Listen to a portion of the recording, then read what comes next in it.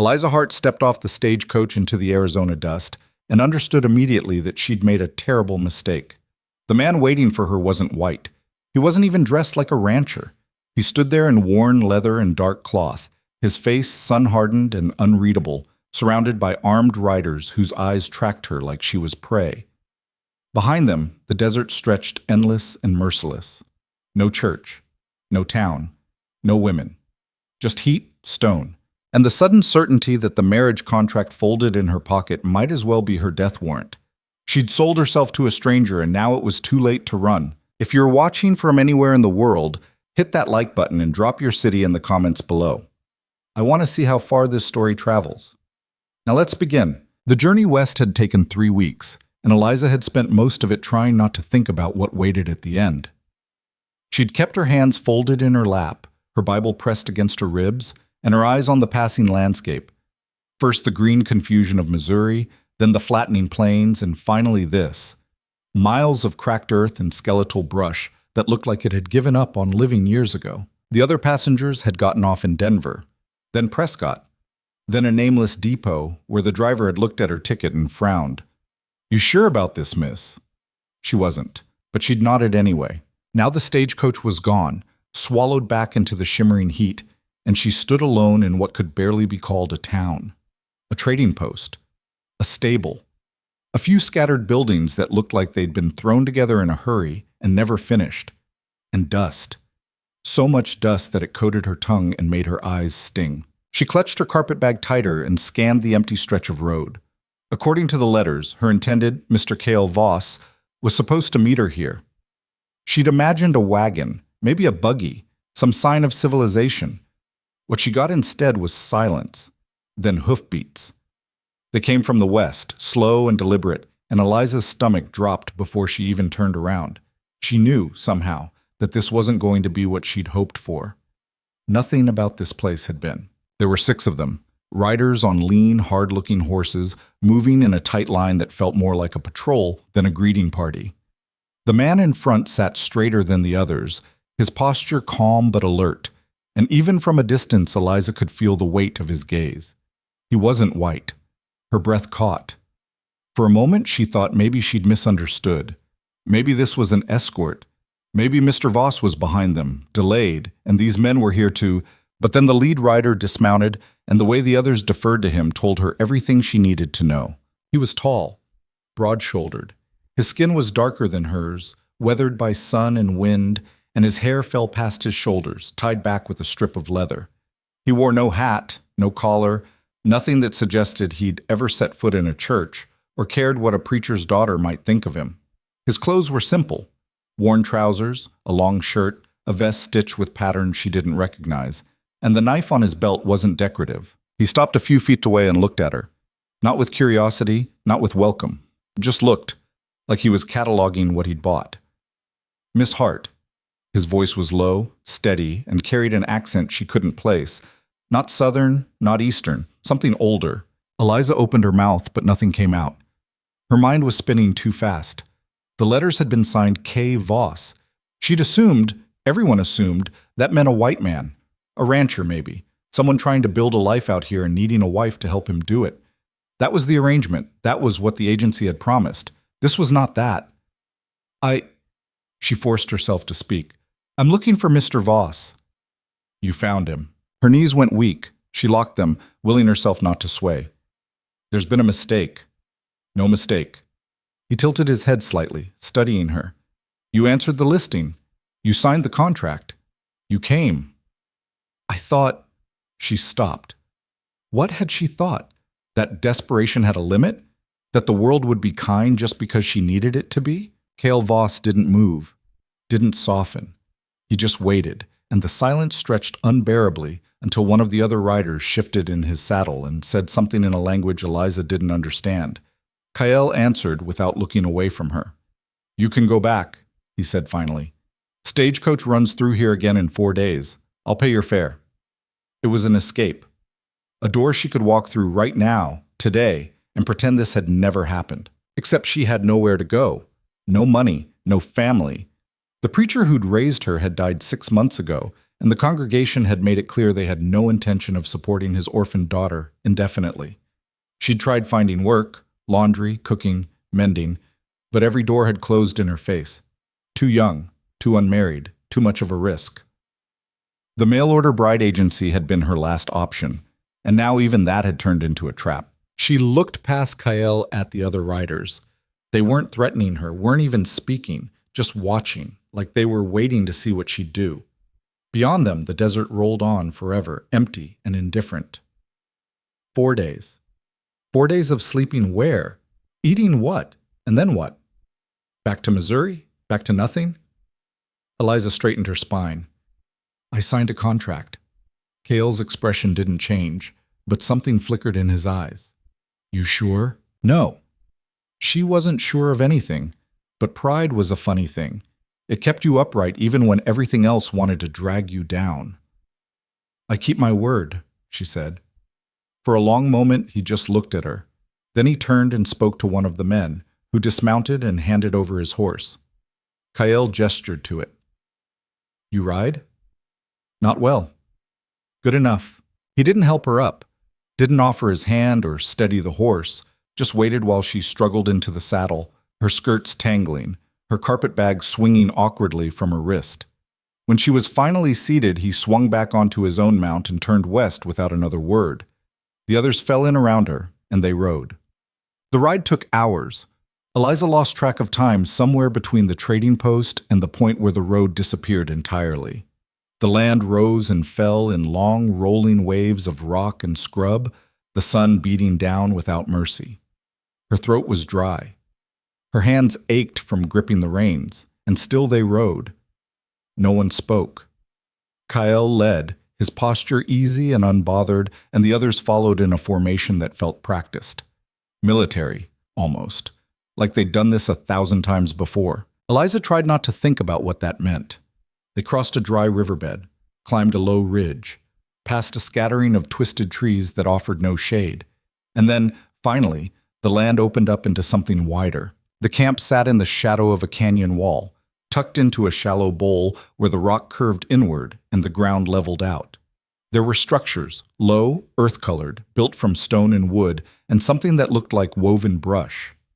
Smoke rose from several fire pits. People moved between the buildings, slow and purposeful, and the moment the riders appeared, everything stopped.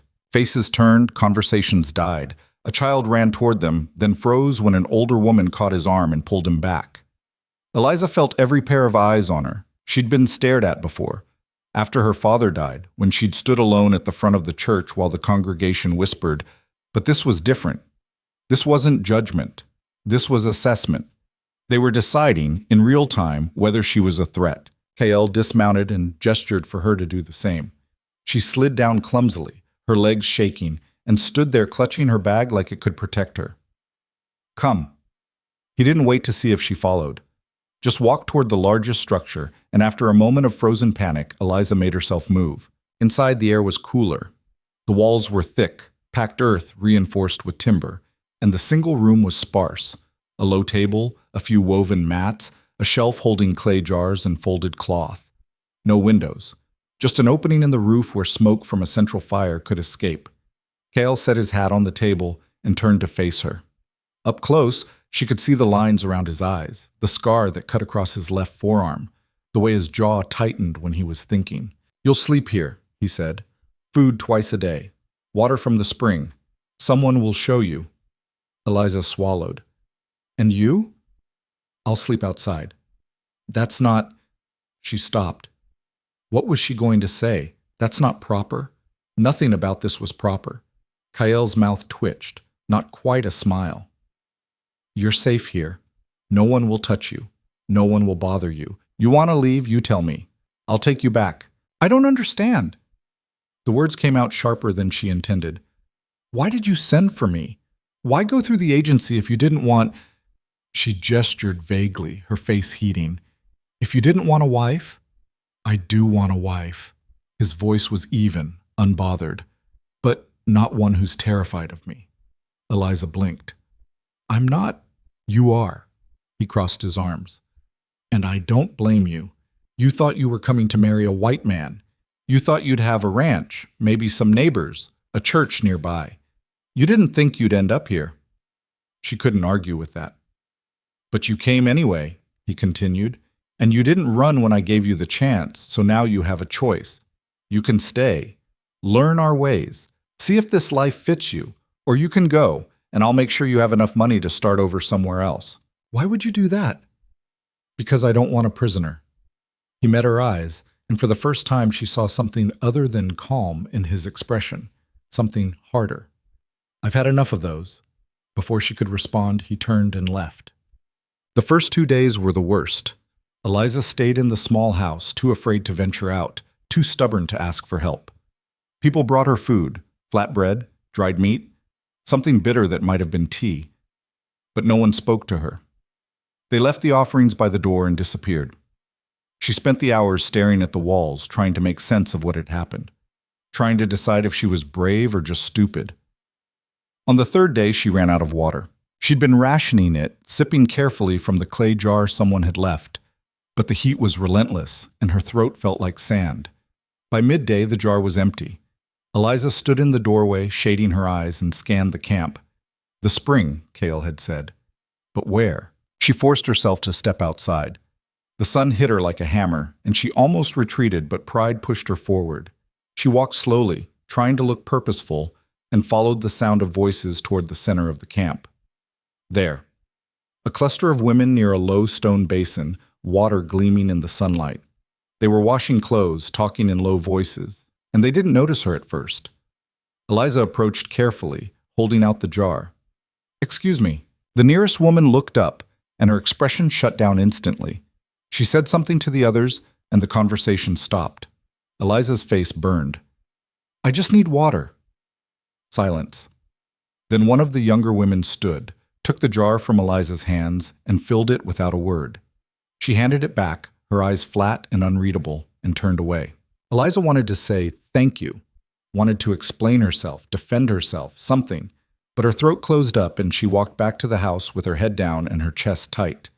That night, Kael came to the door. "You went to the spring." Eliza nodded, not trusting her voice. "They'll come around," he said. "Give them time." "They hate me." "They don't know you." He leaned against the doorframe, arms crossed. "They see a white woman who showed up because of a contract. They think you're here to spy, or to leave, or to cause trouble." "I'm not." "I know." He was quiet for a moment. "But they don't." Eliza looked down at her hands. "How do I make them understand?" "You don't. You just stay. You work. You prove it. And if I can't, then you leave." He straightened. No shame in that, but there was shame. She could feel it, heavy and familiar, the same shame that had followed her out of Missouri, the shame of being unwanted, unnecessary, a burden no one asked for. "I'm not leaving," she said quietly. Cale studied her for a long moment. Then he nodded and walked away. The next morning, Eliza woke to voices outside. She sat up, disoriented, and pushed open the door to find a woman standing a few feet away, holding a basket. She was older than Eliza, maybe 30, with strong hands and a face that had seen hard weather. She didn't smile, but she didn't glare either. She just set the basket down and gestured to it. Inside were strips of dried leather, a bone needle, and thread. "Mending," the woman said in halting English. "You do?" Eliza nodded quickly. "Yes. I can do that." The woman pointed to a pile of worn gear near the edge of camp, saddle straps, harnesses, torn blankets. "Fix." And then she left. Eliza stood there, staring at the basket, and felt something loosen in her chest. It wasn't friendship, it wasn't trust, but it was something. She carried the basket to the pile and got to work. The days began to blur together. Eliza mended. She hauled water. She learned to grind grain between stones, to weave grass into rope, to start a fire without matches. Her hands blistered, then hardened. Her skin burned, then browned. And slowly, so slowly she almost didn't notice, the camp stopped treating her like a ghost. The women began to nod when she passed. The children stopped hiding. An old man showed her how to tie a particular knot, grunting approval when she got it right. and Kale watched. He didn't hover, didn't check on her constantly, but she could feel his presence, steady and unmissable, like the sun. He worked alongside his people, hauling timber, repairing roofs, settling disputes, and every so often his eyes would find her across the camp, just for a moment, before moving on. One evening, she found him sitting alone near the canyon wall, sharpening a knife. She hesitated, then walked over. "Can I sit?" He glanced up, then gestured to the ground beside him. They sat in silence for a while. The air was cooling finally, and the first stars were beginning to appear. "You're doing well," he said eventually. Eliza shrugged. "I'm trying. It shows." She looked at him. In the dim light, his face was softer, less guarded. "Why did you really send for me?" Kyle didn't answer right away. He tested the blade's edge, then set it aside. "You know the town? The one near the trading post? I saw it.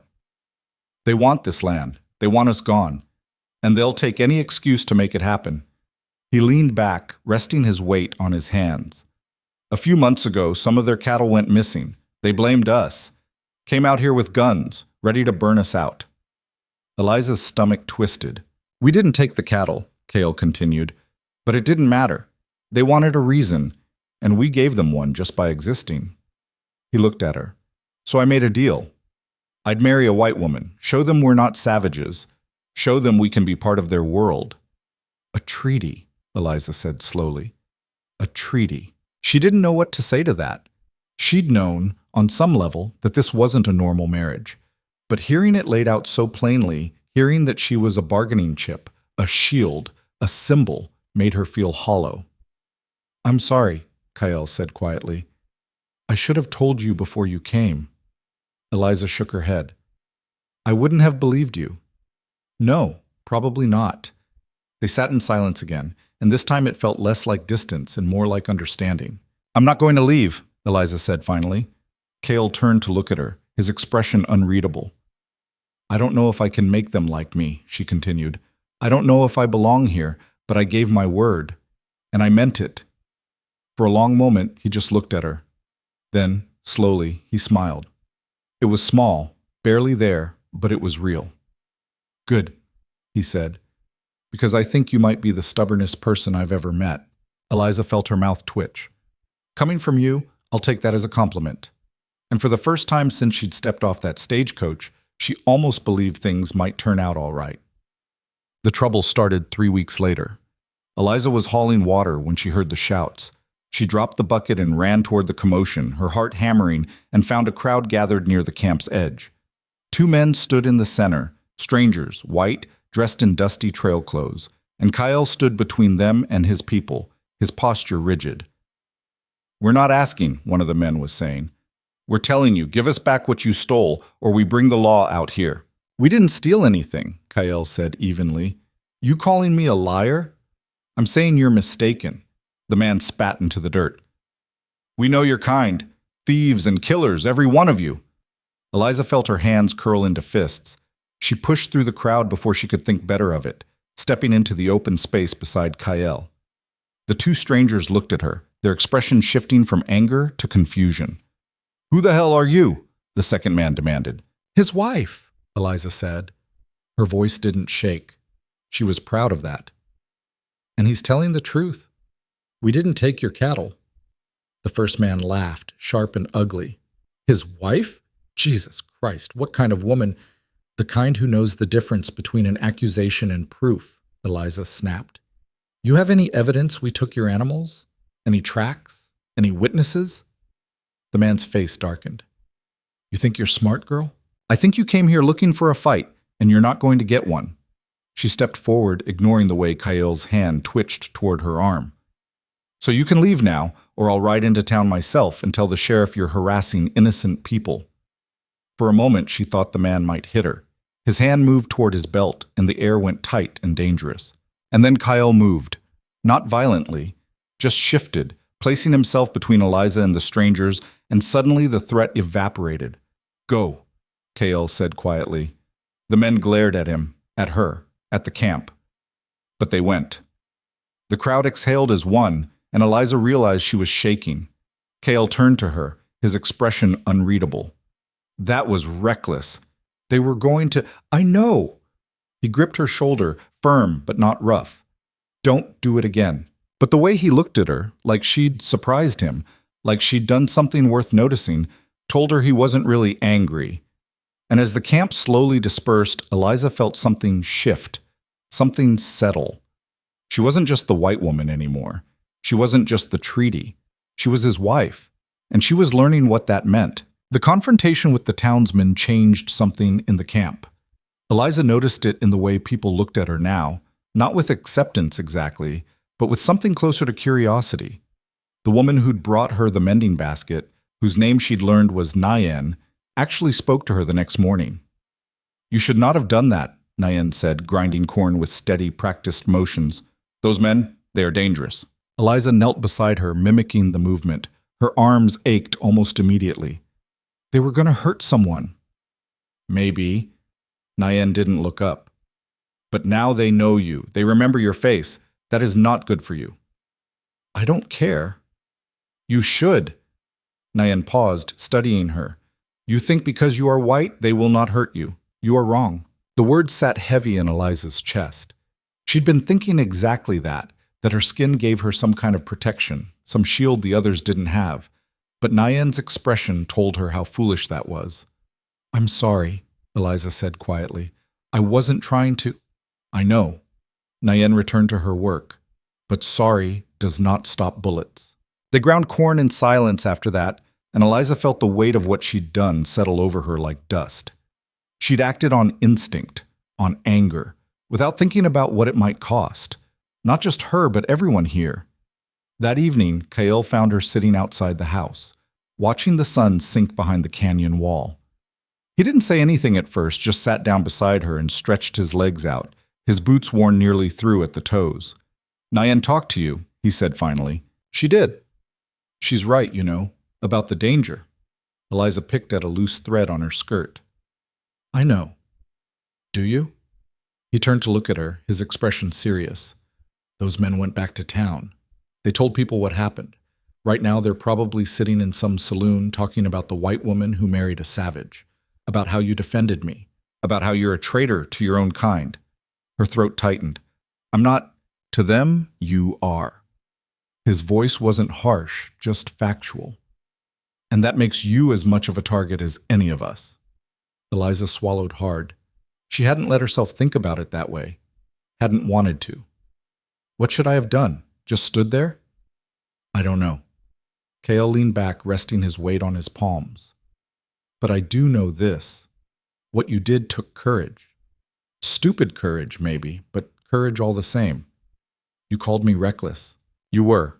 A hint of a smile crossed his face. "Doesn't mean I didn't respect it." They sat in the growing dark, and Eliza felt something unknot in her chest. She'd been so afraid that she'd made things worse, that her impulsiveness had ruined whatever fragile peace Kael had been trying to build. But maybe, just maybe, she'd done something right. "Can I ask you something?" she said after a while. "Go ahead." "Why do you stay here? Why not move somewhere else? Somewhere the town can't reach you?" Kael was quiet for a long time. When he finally spoke, his voice was low and careful. "This land belonged to my mother's people. My father was a trapper, French, came through here when he was young and never left. He married my mother, learned the language, tried to live the way they did, but he was always an outsider, always a little bit separate." "Like me," Eliza said softly. "Like you." He glanced at her. "When he died, I thought I'd be able to bridge that gap, be the one who could talk to both sides, make them understand each other. But it doesn't work that way. Both sides see me as half of something, never the whole. That's not fair." "No, it's not." He shrugged.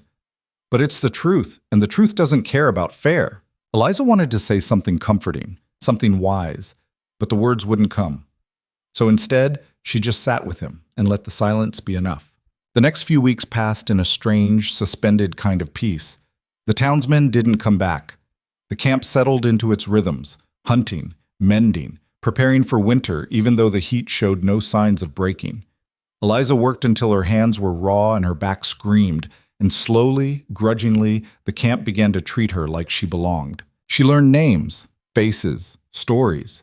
Nayen had 3 children, 2 living. The old man who'd taught her knots had been a scout in his youth, knew the desert better than anyone. A younger woman named Saya watched Eliza constantly, her expression guarded, but one afternoon she showed Eliza how to weave a basket and didn't leave when Eliza fumbled the pattern. And Kael. Kael was everywhere and nowhere. He led hunting parties, settled disputes, spent long hours talking with the elders in a language Eliza couldn't follow. But every evening, he came back. Sometimes he'd sit with her. Sometimes he'd just nod and walk past. But he always came back. One night, he brought her a gift. Eliza looked up from the fire she'd been tending and found him standing in the doorway, holding something wrapped in cloth. "What's that?" "For you." He set it on the table, then stepped back like he wasn't sure what to do with his hands. "Open it." She unfolded the cloth carefully and found a pair of boots. Not new, but well made, the leather soft and sturdy. Her throat went tight. "Your shoes are falling apart," Kael said. "These will last longer." Eliza ran her fingers over the stitching. They were beautiful, practical, exactly what she needed. "Thank you. They were my mother's. Nayen kept them. She said—" He paused. "She said, you've earned them." Eliza looked up at him, startled. "I don't know what to say." "Don't say anything. Just wear them." He left before she could respond, and Eliza sat there holding the boots like they were made of glass. She'd been given things before, charity, pity, hand-me-downs from people who wanted her gone. But this was different. This was respect. She slept with the boots beside her that night, and in the morning she put them on. They fit perfectly. The trouble, when it came, arrived quietly. Eliza was hauling water with Saya when they heard the rider, a single horse moving fast, and the moment Kyle saw who it was, his face went hard. The rider was young, maybe 16, his face streaked with dust and his horse lathered. He slid out of the saddle before the animal had even stopped and started talking rapid-fire in the language Eliza didn't know. Kyle listened, his expression darkening with every word. "What's happening?" Eliza asked Saya. "Trouble in town." Saya's jaw was tight. "They say we stole again, horses this time." "That's not—" "I know." Saya grabbed Eliza's arm. "Come. We need to go inside." But Eliza pulled free. "No, I need to hear this." She pushed through the gathering crowd until she was close enough to catch fragments of the conversation. The rider was saying something about a posse, about men with guns, about how they were coming, and soon. Kael held up a hand, silencing him, then turned to address the camp. His voice was steady, but Eliza could hear the tension beneath it. He spoke for a long time, and though she couldn't understand the words, she understood the tone. He was telling them to prepare, to be ready. When he finished, people scattered. Some ran to gather weapons. Others started securing supplies, herding children toward the back of the canyon. The whole camp moved with a speed and efficiency that made Eliza's stomach drop. They'd done this before. She found Kael near the horse pen, checking saddles. "What are you going to do?" "Meet them." He didn't look at her. "Before they get here." "That's insane. They'll kill you." "Maybe." He tightened a strap, testing it. "But if I don't go, they'll come here. They'll burn everything." "Then let me come with you." Now he looked at her. "No." "Kael, no." His voice was sharp. "You stay here. You stay safe." "I can help. If they see me, if they see you, they'll know you chose me over them, and they'll hate you for it." He gripped her shoulders, his hands firm. "I need you here. I need you to help if things go wrong." "What if things go wrong for you?" His expression softened just for a moment. "Then you run. You take the women and children and you run south. Don't stop. Don't look back." Eliza felt tears prick her eyes, hot and furious. "I didn't come all this way just to watch you die." "I don't plan on dying." He let her go, stepping back. "But if I do, I need to know someone will protect them. Can you do that?" She wanted to scream, wanted to grab him and shake him and make him see how stupid this was. But she just nodded, because what else could she do? Kael mounted his horse, and 5 other men did the same. They rode out without ceremony, without goodbyes, and the camp fell into a tense, brittle silence. Eliza stood at the edge of the canyon, watching until they disappeared into the heat shimmer, and then she turned and went to find Nayen. The older woman was organizing supplies, her movements brisk and efficient. When she saw Eliza, she gestured her over. You know how to shoot? Eliza blinked. A gun? No, a bow. Nayen's tone was dry. Yes, a gun. Do you know how? My father taught me, a long time ago. Nayen handed her a rifle. It was old, the wood stock scarred, but it looked functional. You remember? Eliza checked the chamber, her hands moving on instinct. I think so. Good. Nayen picked up another rifle. Because if they come back without him, we fight. The hours that followed were the longest of Eliza's life.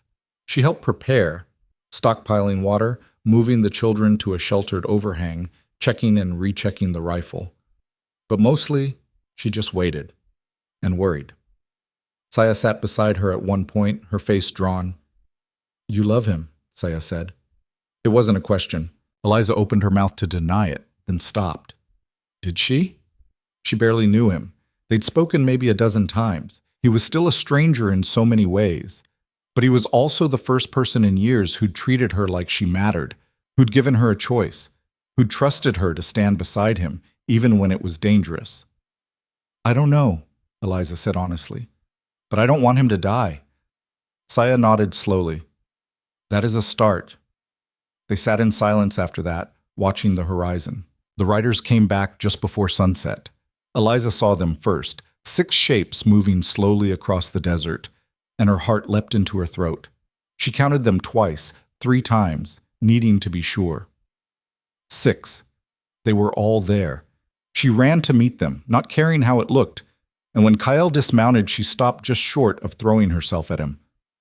Are you hurt? No.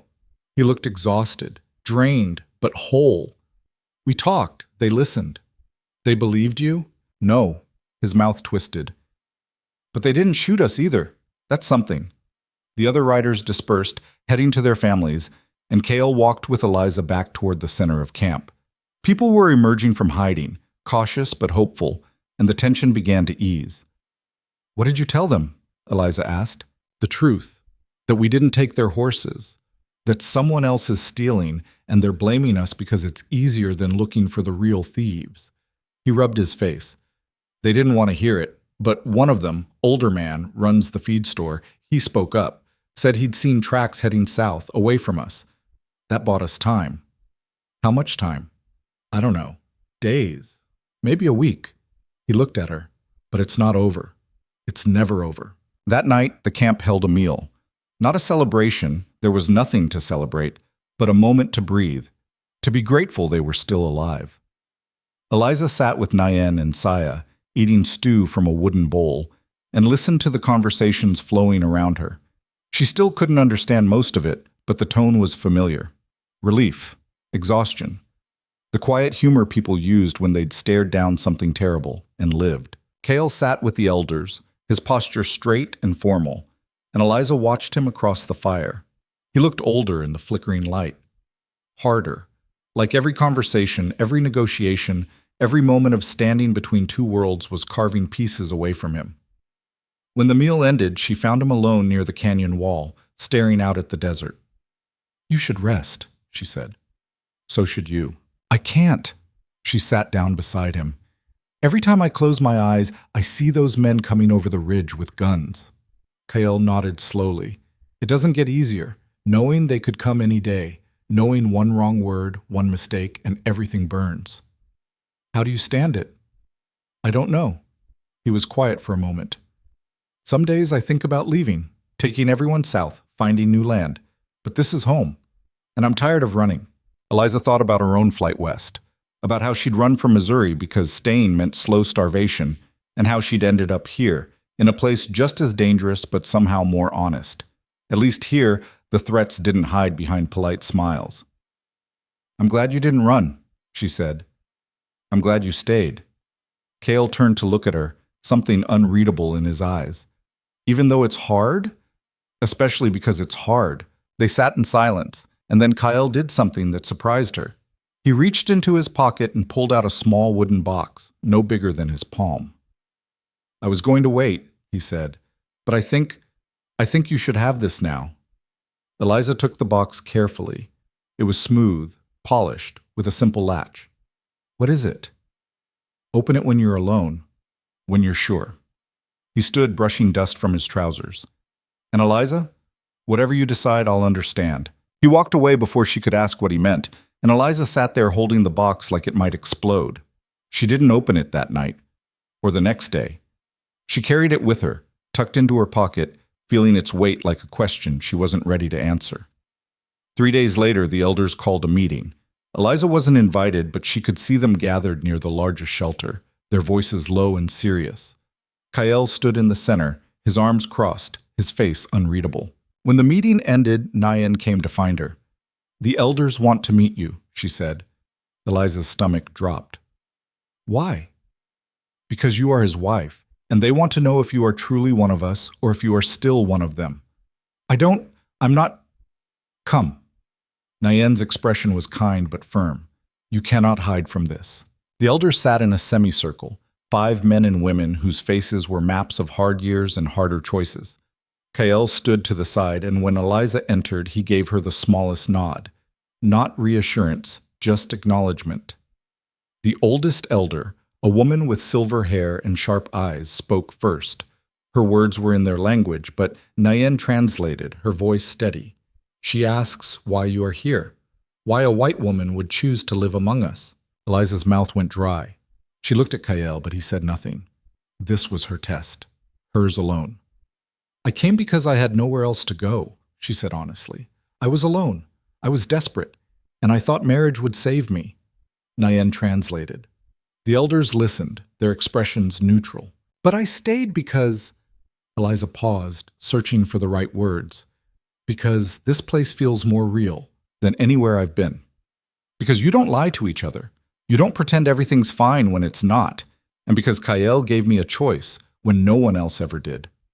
The old woman spoke again, longer this time, and Nayan's translation came slower. "She says you speak well, but words are easy. She asks what you would do if the town came for us. If they gave you a chance to leave, to go back to your own people. Would you take it?" Eliza looked at the woman directly. "No." "Even if they threatened you?" "Yes." "Even if they hurt you?" "Yes." Her voice didn't waver. "I made a promise, and I don't break my promises." The elder studied her for a long, unbearable moment. Then she said something short, and the other elders nodded. Nayan smiled faintly. "She says you will do." Relief flooded through Eliza so fast it made her dizzy. Kael's expression softened, just barely, and he inclined his head to the elders in thanks. As they filed out, the old woman stopped beside Eliza and said something directly to her. Nayan translated. "She says you have a strong spirit, but spirit alone will not keep you safe. You must also be wise, and you must choose your battles carefully." Eliza nodded. "I'll try." The woman touched her shoulder briefly, then left. That night, Eliza finally opened the box. She waited until everyone was asleep, until the camp was quiet except for the distant sound of nightbirds. Then she sat by the low fire in her house, the box in her lap, and lifted the latch. Inside was a sash, dark red, woven with intricate patterns, and soft as water. Beneath it was a folded piece of paper. Eliza unfolded the paper with shaking hands. The writing was careful, precise, in English. "This belonged to my mother. She wore it when she married my father. It means you are choosing this life, not because you have to, but because you want to. If you wear it, everyone will know. There is no going back after that. I will not ask you to wear it. That choice is yours alone. But if you do, know that I will honor it, and I will protect you with everything I have. K." Eliza read it 3 times.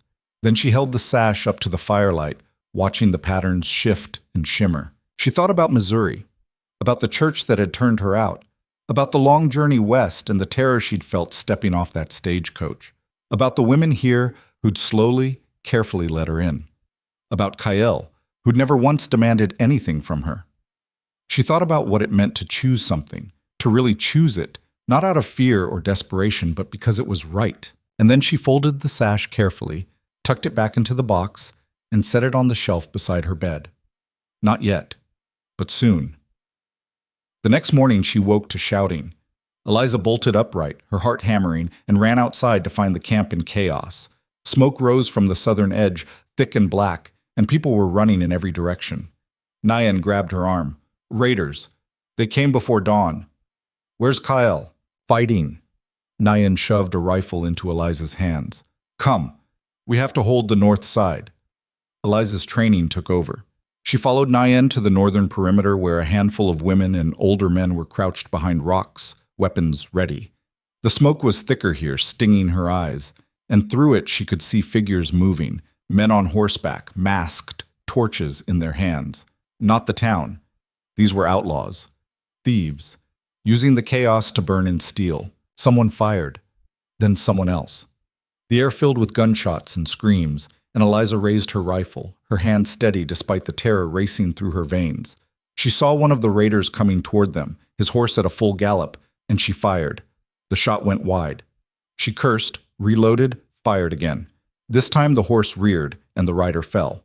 Beside her, Nyan was shooting with calm precision, and Eliza tried to match her rhythm. Breathe, aim, fire, reload. The fight felt like it lasted hours. In reality, it was probably minutes. But by the time the raiders retreated, the camp was in ruins. Eliza stumbled through the smoke, coughing, searching. She found Saya helping an injured man, found the old woman elder directing people to the water, found burning shelters and scattered belongings and blood in the dust. But she didn't find Kyle. Where is he? She demanded, grabbing Nyan's shoulder. Where's Kyle? Nyan's face was grim. They took him. The world tilted. What? 3 of them grabbed him during the fight, dragged him onto a horse. He fought, but... Nyan shook her head. They were gone before anyone could stop them. Eliza felt like she'd been punched in the chest. Where? Where did they go? South, toward the Badlands. Then we go after them. Eliza Now. Her voice was hard, final. We go now. Nyan looked at her for a long moment. Then she nodded. Get your horse.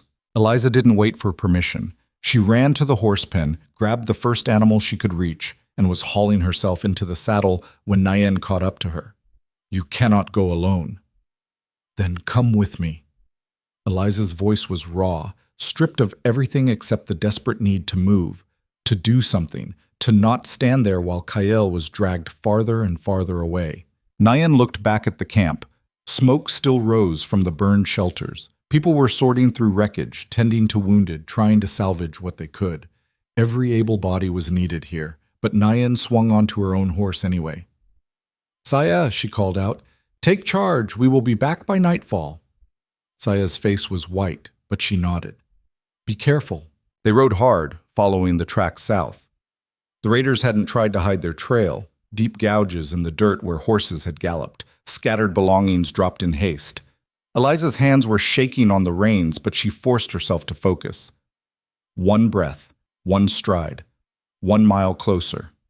Beside her, Nyan rode with the same grim determination, her rifle across her lap, her eyes scanning the horizon. Why would they take him? Eliza asked after a while. Her throat hurt from the smoke and the fear. They wanted to kill him. They could have done it at the camp. Ransom, maybe?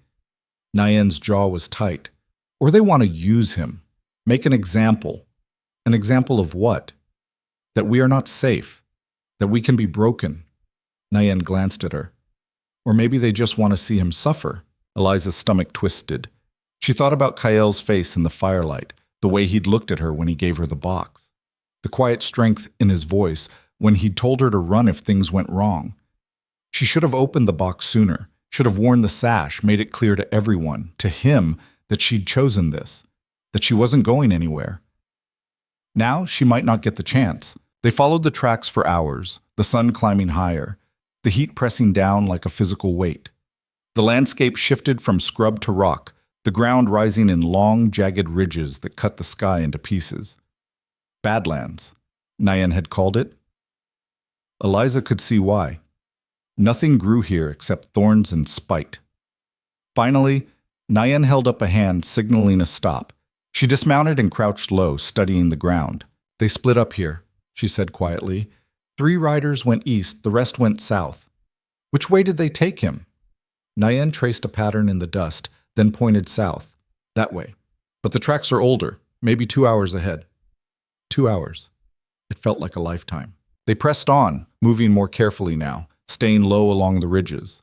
The tracks led them into a narrow canyon, the walls rising steep and close on either side. It was the kind of place that made Eliza's skin crawl, too easy to get trapped, too hard to see what was ahead. Nayan dismounted and gestured for Eliza to do the same. They led the horses on foot, their footsteps muffled by sand. And then they heard voices. Eliza froze.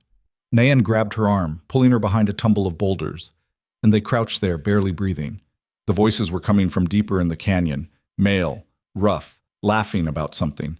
Nayan peered around the edge of the rock, then pulled back, her expression dark. 5 of them, she whispered. Maybe 6. Camp is just ahead, in a hollow. I see Kael. He is tied near the fire. Eliza's heart hammered. Is he hurt? I cannot tell. Nayan looked at her. We need help. We cannot take 6 men alone. We don't have time to go back.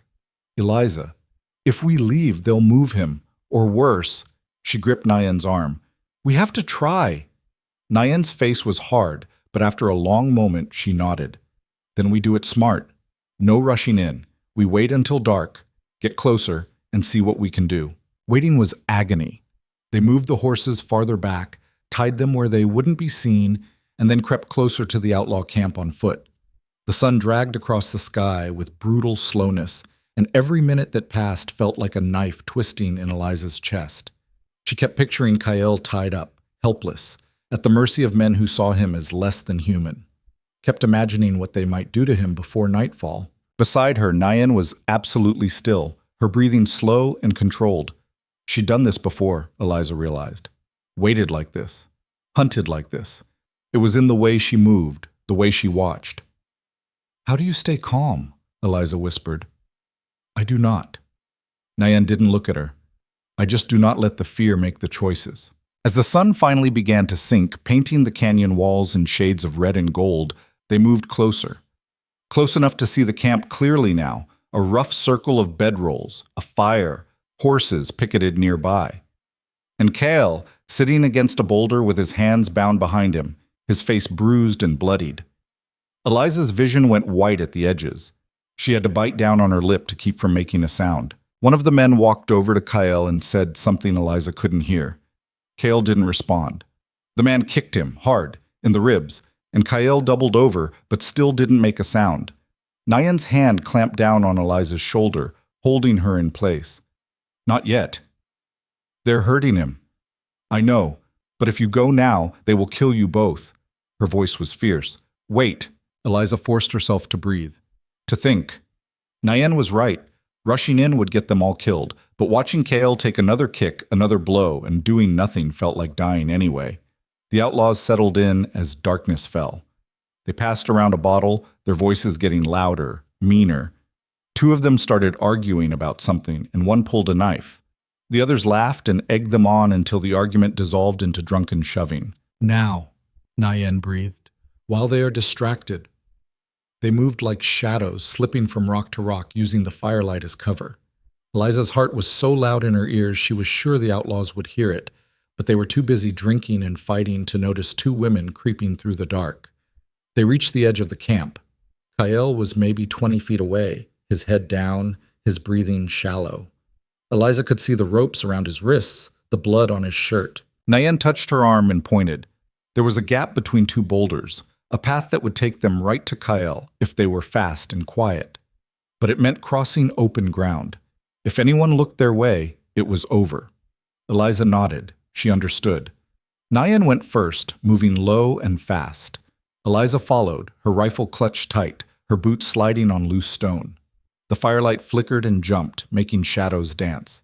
And for one terrible moment, Eliza was sure someone had seen them. But no one turned.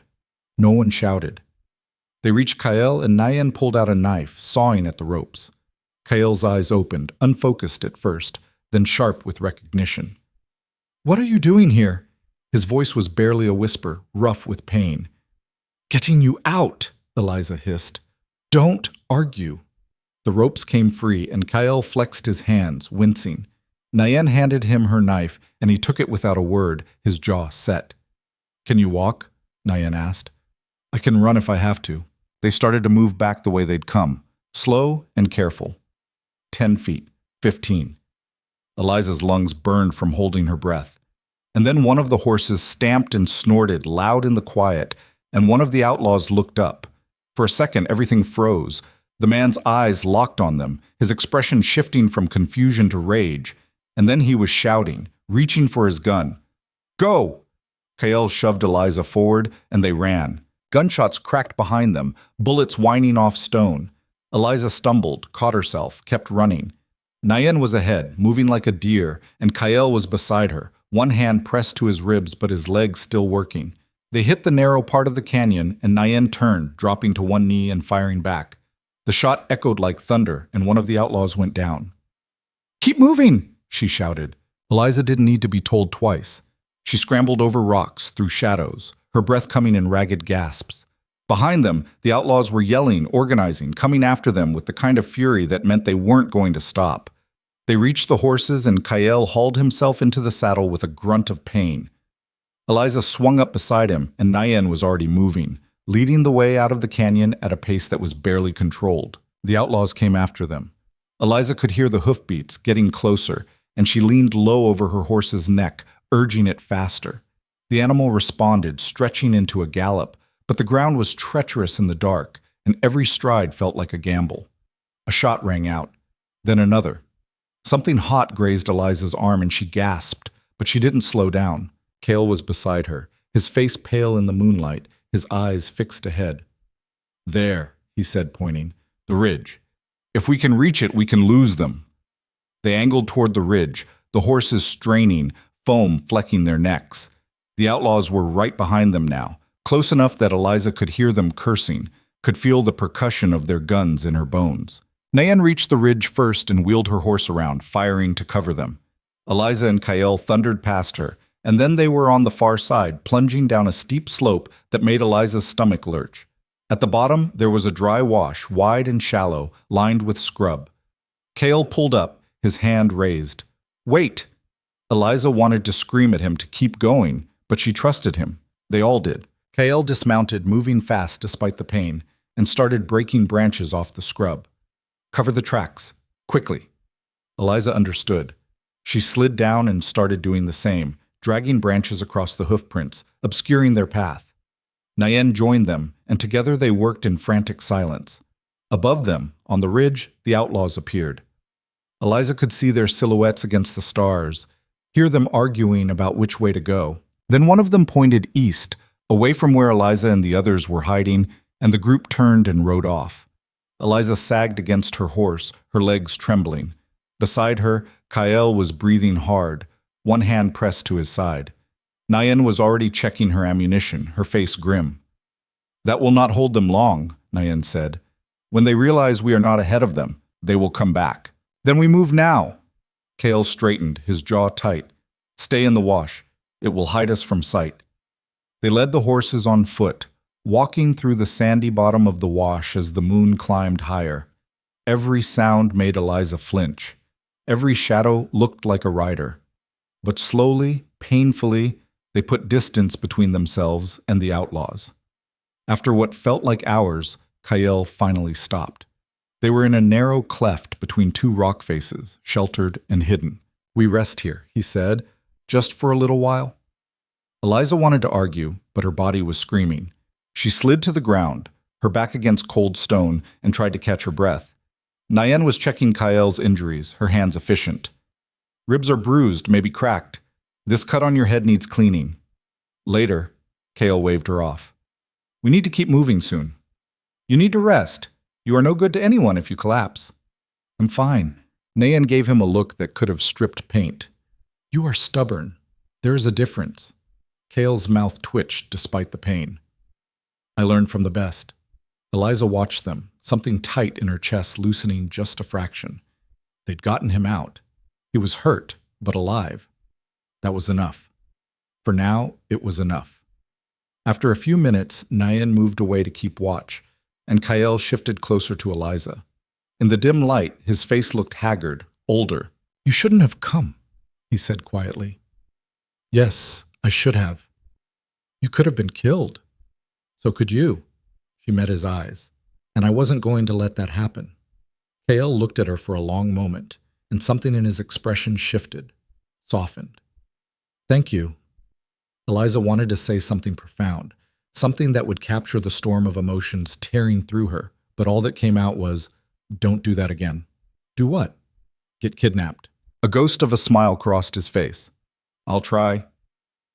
They sat in silence, close enough that their shoulders almost touched, and Eliza felt the enormity of what they'd just done settle over her. She'd tracked outlaws into the Badlands, helped free a prisoner, and ridden for her life through the dark. A month ago, she'd been a preacher's daughter who'd never fired a gun at a living person. Now she was this, whatever this was. The box, Kael said suddenly. Did you? I didn't open it yet. She looked down at her hands. I was going to. Tonight, actually. And then, I know. He shifted, wincing. It doesn't matter now. Yes, it does. Eliza turned to face him fully. When we get back, I'm opening it, and I'm keeping what's inside. His eyes widened slightly. You're sure? I'm sure. He studied her face, searching for doubt, for hesitation. But Eliza had never been more certain of anything in her life. Whatever happened next, whatever the town did, whatever the outlaws tried, she wasn't leaving. She'd made her choice back in that canyon when she'd risked everything to bring him home.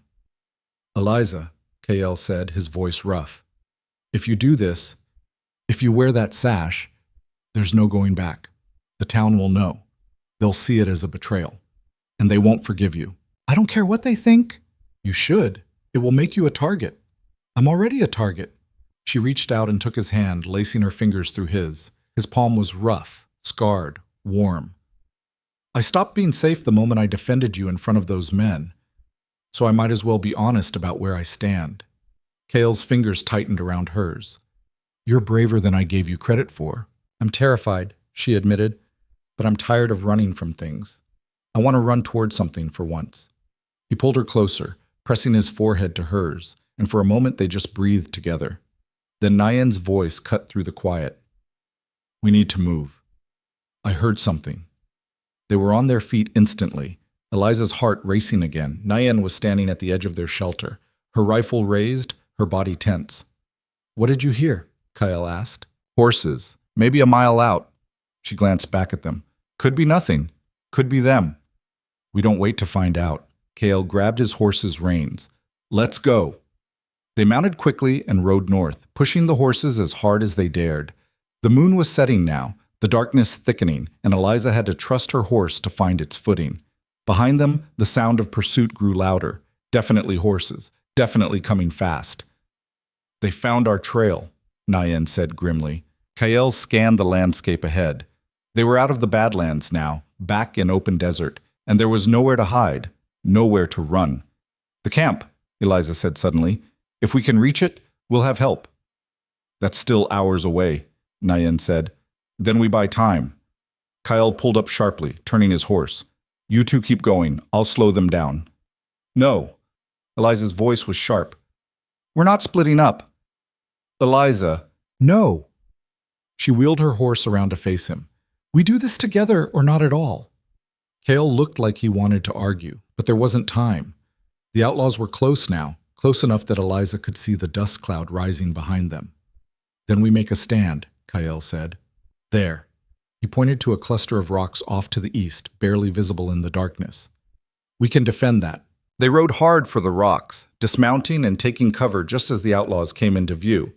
6 of them, riding in a loose line, their faces hidden by bandanas. Eliza checked her rifle, her hands shaking.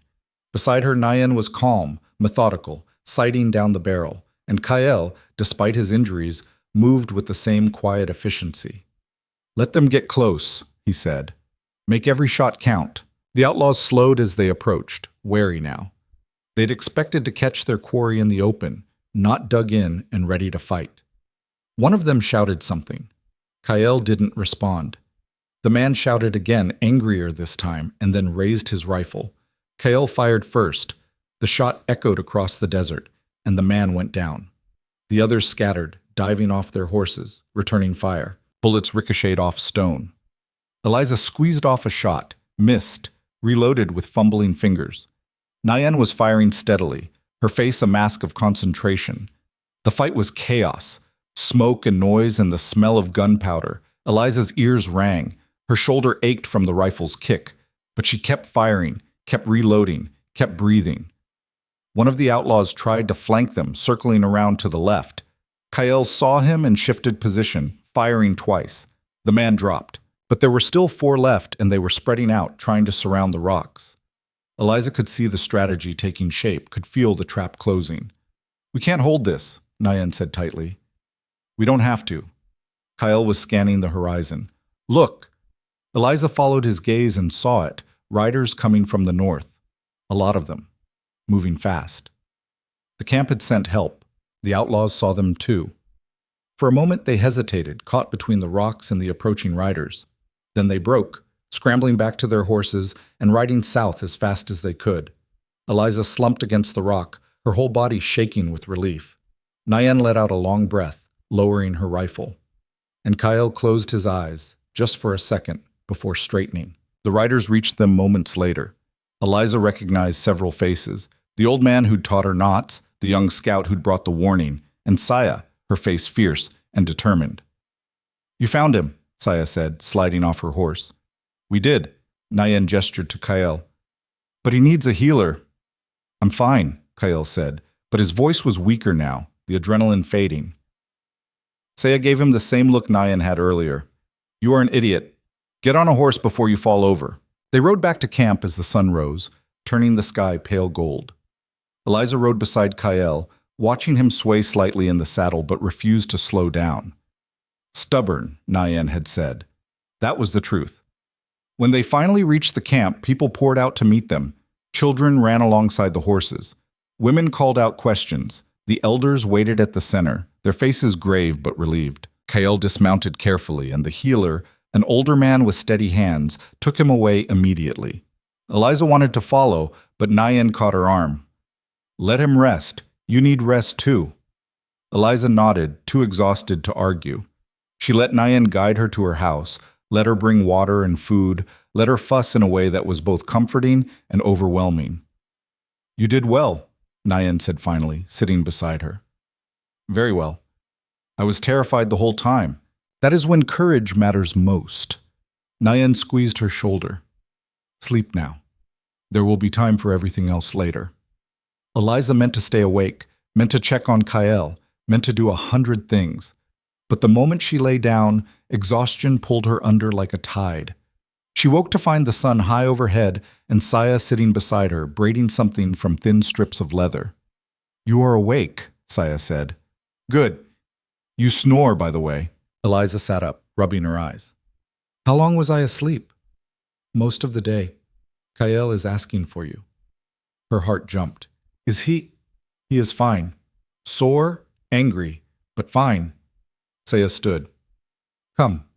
He is resting in the main shelter. Eliza followed her across the camp, noticing for the first time how much had been repaired already. The burned shelters were being rebuilt. Supplies were being sorted. People were moving with purpose, refusing to let the attack break them. Inside the main shelter, Kael was sitting up on a woven mat, his torso wrapped in clean bandages. His face was still bruised, but his eyes were clear. "You look terrible," Eliza said. "So do you." She laughed, surprised by the sound, and sat down beside him. "How are you feeling?" "Like I got kicked by a horse." He shifted, wincing. "But I'll live. Thanks to you." And Nayen, he agreed. He reached into a pouch beside him and pulled out the wooden box. "I think you should have this back. Before something else happens." Eliza took it, her hand steady now. "I meant what I said. I'm keeping it." "Then open it." She looked at him, then at the box. This was the moment. The choice she'd been carrying with her for weeks, the question she'd been too afraid to answer. But she wasn't afraid anymore. She opened the box and lifted out the red sash. It was even more beautiful in daylight, the patterns intricate and deliberate. She unfolded it, feeling the weight of what it meant. Kael watched her, his expression guarded. You don't have to. I know. She stood, draping the sash across her shoulders the way she'd seen some of the women wear theirs. But I want to. Something broke in his expression, relief, joy, something that looked almost like disbelief. Eliza knelt beside him and took his hands. I choose this. I choose you. Not because I have to, but because I want to. Kael pulled her close, careful of his injuries, and pressed his forehead to hers. You have no idea what that means to me. I think I do. They stayed like that for a long moment, the world narrowing to just the two of them. And then Saya appeared in the doorway, cleared her throat, and said, The elders want to see you, both of you. Kael sighed. Of course they do. They walked to the center of camp together, Eliza wearing the sash for everyone to see. She felt eyes on her, heard whispers, but she kept her head high. This was her choice. Let them see it. The elders were gathered in their usual semicircle, their faces unreadable. The old woman who'd tested Eliza before gestured for them to sit. She spoke, and Nayan translated. She says the camp was attacked because of the peace you tried to build, because the outlaws knew we would be blamed and the town would come for us. Kael nodded. I know. She says it is not working. The peace, the town still hates us. The outlaws still use us as scapegoats, and now we have lost homes, supplies, and nearly lost you. Eliza's stomach sank. She could see where this was going. She asks if you still believe the treaty is worth it. Kael was quiet for a long time. Then he said, Yes, because the alternative is war, and we will lose that war. The old woman spoke again, sharper this time. She says maybe losing honestly is better than surviving on our knees. Maybe, Kael said, but I won't make that choice for everyone here. If the camp wants to fight, we'll fight. If they want to leave, we'll leave, but I won't stop trying to find another way. The elder looked at Eliza. And you, what do you say? Eliza swallowed hard. This wasn't her fight. These weren't her people, not really. She was still the outsider, the white woman who'd stumbled into their lives. But she wore the sash now, and that meant something. I think, she said slowly, that fighting is easy. Hating is easy. It's peace that's hard, and maybe if we can show them we're not what they think we are, things can change. The old woman studied her for a long, unbearable moment. Then she nodded. She says you have earned the right to speak. But words alone will not change hearts. If you want peace, you must show them. And that will require more courage than fighting ever could. Eliza looked at Kael. He was watching her, his expression a mixture of hope and exhaustion and something that looked like love. She reached for his hand. Then we'll show them. The days after the raid blurred together in a haze of work and worry. Eliza threw herself into rebuilding, hauling timber and stone, until her muscles screamed, and still it wasn't enough to quiet the fear gnawing at her chest. The outlaws were still out there. The town still blamed them for crimes they didn't commit. And now, with Kael injured and the camp vulnerable, the fragile peace felt more like a countdown to disaster than any real truce. She wore the red sash everywhere. Let people see it. Let them whisper about it. Some of the women nodded approvingly when she passed. Others looked away, their expressions unreadable. But Eliza didn't take it off. It was a promise, and she meant to keep it. Kael healed slowly, his ribs forcing him to move carefully, his pride forcing him to hide how much it hurt. Eliza caught him wincing when he thought no one was looking, saw him press a hand to his side when he stood too quickly, but he refused to rest, refused to let the attack slow him down. 3 days after the raid, he announced he was riding into town. Eliza found him saddling his horse near dawn, his movements stiff but determined. You're not going alone, she said. He didn't look up. Yes, I am. No, you're not. She grabbed her own saddle, ignoring his glare. You can argue or you can save your energy for the ride. Your choice. Kael straightened, studying her. The red sash was visible across her chest, stark against her worn dress. He opened his mouth, closed it, then shook his head. You're impossible. I learned from you. He almost smiled at that. Almost. Nayan appeared from the direction of the main shelter, her expression grim. If you two are going to be stupid, at least take someone with sense. She mounted her own horse without waiting for an answer. Kael sighed. Anyone else want to come? Saya stepped forward. I do. This isn't a social ride, Kael warned. The town doesn't like us on a good day. After what happened, I know. Saya's jaw was set. That is why you need witnesses, people who will tell the truth if things go wrong. Eliza felt something tight in her chest loosened slightly. She wasn't alone in this. None of them were. They rode out as the sun rose, 4 figures against the empty desert.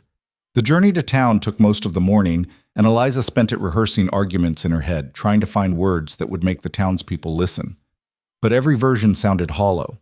How do you convince people to stop hating when hate is easier than understanding? The town appeared on the horizon like a collection of broken teeth, weathered buildings, dust-choked streets, and the kind of silence that came from people watching from behind closed doors. As they rode down the main street, Eliza felt eyes on them from every window, every shadowed doorway. Kael pulled up in front of the trading post, the closest thing the town had to a central meeting place. He dismounted slowly, and Eliza stayed close, her hand resting on the rifle across her saddle. The door to the post opened, and a man stepped out. He was maybe 50, with a weathered face and sharp eyes that missed nothing. Eliza recognized him from her first day here, the man who'd looked at her ticket and frowned. Voss? The man said. His voice was flat, carefully neutral. Heard you had some trouble. We did. Kael didn't move closer, didn't relax his posture. Raiders hit us 3 nights ago. Burned shelters, stole supplies, took me prisoner. That's so. The man's gaze flicked to the bruises still visible on Kael's face. And I want to know if anyone in town saw them. 6 men, riding south. They had to come through here to get to the Badlands. Maybe they did. Maybe they didn't. The man crossed his arms. Why should I tell you? Because they'll hit you next. Kael's voice stayed level, but there was steel underneath. They're not stealing from us because of who we are.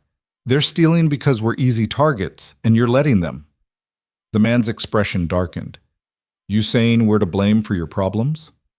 I'm saying we have the same problem, and if we don't work together, more people are going to die. A small crowd was gathering now, people drawn by the voices, by the spectacle of Kael standing in the middle of town with 3 women at his back. Eliza recognized some faces, the men who'd come to the camp accusing them of theft. The woman who ran the general store, a younger man who looked vaguely familiar. You got some nerve, someone called out from the crowd, coming here after what you people did. We didn't do anything, Eliza said, before she could stop herself. Her voice carried farther than she'd intended, and heads turned. We were attacked, not the other way around. And who are you? A woman demanded. You're white. Why are you with them? Eliza felt the weight of the red sash across her shoulders, the promise it represented. Because I married him. Because they're my family now. And because everything you've been told about them is a lie. The crowd erupted. Voices overlapping, some angry, some incredulous, all of them loud. The man from the trading post held up a hand, and slowly, reluctantly, the noise died down. You're that mail-order bride, he said to Eliza, the one who came through here a while back. I am. And you're saying you went with him willingly, that he didn't force you? He gave me a choice. Eliza met his eyes. He gave me more choices than anyone else ever did, and I chose to stay. The man studied her for a long moment. Then he looked at Kael. You got proof these raiders aren't your people? You want proof? Kael's voice was sharp now. Fine. Check the tracks. They headed south after they hit us, not east toward our camp. Check the brands on the stolen horses when you find them. They won't match any we own. Or better yet, send someone to talk to the camp, see how much damage was done. You think we'd burn our own shelters just to throw you off? The trading post owner rubbed his jaw, considering. Before he could respond, another voice cut through the tension. I saw them. Everyone turned. An older man stepped forward from the crowd, leaning heavily on a cane. Eliza recognized him. He'd been the one who'd spoken up during the last confrontation, the one who'd mentioned seeing tracks. I was riding out to check my fence line 3 days ago, the old man continued. Saw 6 riders heading south at a gallop. Didn't think much of it at the time, but they were moving like they were running from something, or toward it. You get a look at their faces? The trading post owner asked. Nope. Too far away. But I know what I saw. The crowd shifted, murmuring. Eliza could feel the balance tipping, just slightly. Not acceptance, not trust, but maybe doubt about their assumptions. Doesn't prove anything, someone muttered. Could have been anyone. Could have been the same men who've been stealing from us for months, the old man shot back. Could have been the reason our cattle keep disappearing and we keep blaming the wrong people. The trading post owner looked between Kyle and the old man, his expression unreadable. Finally, he said, I'll talk to the sheriff. See if we can organize a search party. If these raiders are using the Badlands as a base, someone needs to flush them out. It wasn't much. It wasn't a promise. But it was something. Kyle nodded once. That's all I'm asking. They turned to leave, and Eliza felt the crowd's eyes boring into her back. She kept her spine straight, her head high, but inside she was shaking. As they mounted their horses, a young woman broke away from the crowd and approached. She was maybe Eliza's age, with red hair and freckles, and her expression was conflicted. You really chose to stay with them? She asked quietly. Eliza nodded. I did. Why? It was a genuine question, not an accusation. Eliza paused, considering her answer. Because they're good people, she said finally. Because they work hard and take care of each other and deserve better than what this town gives them. And because I'm tired of being afraid all the time. I'd rather stand with them and fight than hide and pretend I'm safe. The young woman looked at her for a long moment, then nodded slowly and stepped back. They rode out of town in silence, the weight of what had just happened settling over them like dust. It wasn't until they were well clear of the buildings that Saya spoke. That was brave and stupid, but mostly brave. Eliza let out a shaky laugh. I'm starting to think those things are the same. Nayan glanced at Kyle. Do you think they will actually search for the raiders? I don't know. Kale's expression was tired. But we planted the seed. That's all we can do for now. They rode back to camp in silence, and Eliza spent the time thinking about the young woman's question. Why had she stayed? There were 100 reasons, some noble, some selfish, most somewhere in between. But the truth was simpler than any speech. She'd found something here she'd never had before. Purpose. Belonging. The sense that she mattered to someone. That night, as the camp settled in, Eliza found herself sitting with Kyle near the canyon wall again. It had become their spot, the place they went when the weight of leadership got too heavy, when they needed to breathe. Do you think it worked? She asked. Going to town? I think we bought ourselves time. Kyle was quiet for a moment. But time isn't a solution. Eventually, something's going to break. Then we'll deal with it when it does. He looked at her, something soft in his expression. You've changed since you first got here. So have you. Have I? He sounded genuinely curious. You smile more. Or at least you almost smile more. She bumped his shoulder gently. And you talk about the future like there might actually be one. Kale's mouth twitched. You make it hard not to. They sat in comfortable silence, and Eliza felt the exhaustion of the day catching up to her. But it was a good kind of tired, the kind that came from doing something that mattered. Eliza, Kyle said after a while, about the sash. I'm not taking it off. I wasn't going to ask you to. He reached out and took her hand. I just wanted to say thank you for choosing this, for choosing me. Eliza squeezed his fingers. You make it sound like it was hard. Wasn't it? She thought about that first day, the terror and confusion, the certainty that she'd made a terrible mistake. Thought about the slow, painful process of learning to trust, to hope, to believe that maybe things could be different. At first, she admitted, but not anymore. Kyle pulled her closer, and she rested her head on his shoulder, feeling his warmth, his steady breathing. For a moment, the world felt almost peaceful. The peace lasted 2 days. Eliza was grinding corn with Nayan when the scout came riding in, his horse lathered and his face pale. He barely dismounted before he was shouting for Kyle, his words tumbling over each other too fast for Eliza to catch. Kyle appeared from the main shelter, and the scout grabbed his arm, still talking rapidly. Kyle's expression went hard. What is it? Eliza asked, abandoning the corn and hurrying over. Kyle didn't answer immediately. He turned to the scout, said something in their language, and the young man nodded and ran off. Kyle, what's happening? He looked at her, and for the first time since she'd met him, she saw real fear in his eyes. The sheriff is organizing a posse. They're coming here. Eliza's stomach dropped. Why? Someone told them we're harboring the raiders, that we've been working with them all along. His jaw was tight. It's a lie, but they don't care. They want to fight, and now they have an excuse. Nayen swore under her breath. How many? 20, maybe more. They'll be here by tomorrow morning. The camp exploded into motion, people running, gathering weapons, herding children to safety. The elders emerged from their shelters, their faces grim, and began issuing orders in sharp, clipped voices. Eliza felt like she was underwater, everything moving too fast and too slow at the same time. This was it, the breaking point Kyle had talked about, the moment when all their efforts to build peace collapsed under the weight of suspicion and hate. We have to run, Saya said, appearing beside them. Get everyone out before they arrive. And go where? Nayen demanded.